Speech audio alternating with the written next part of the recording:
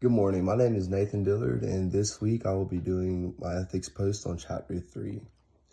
All right, so Chapter 3 starts off by introducing the main character, David Culvert, and David enjoys photography. It starts off by saying that he was a high school journalism teacher, and he just truly has a passion for photography, whether it's, freelance and photography,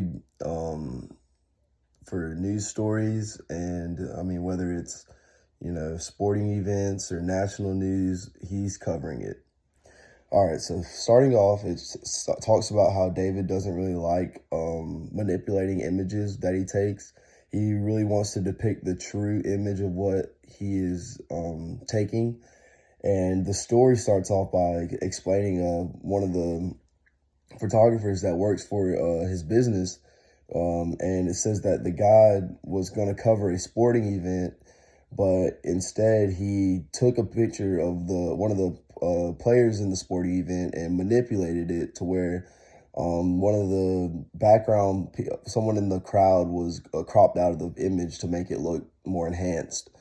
So I think that for this image, it really can be related to our daily lives, because on social media sites such as Facebook, Instagram, we see people Photoshop images all the time, and they just kind of put off what the true self portrait of who they are is.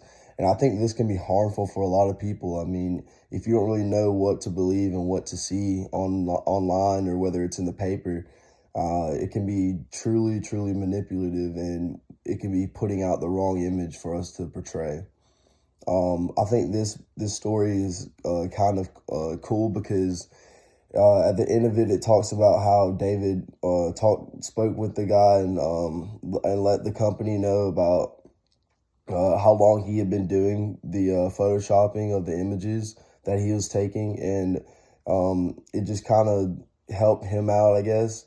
But it really should make us think about really what's being photoshopped in our world today and what's not, and what we should and shouldn't believe in.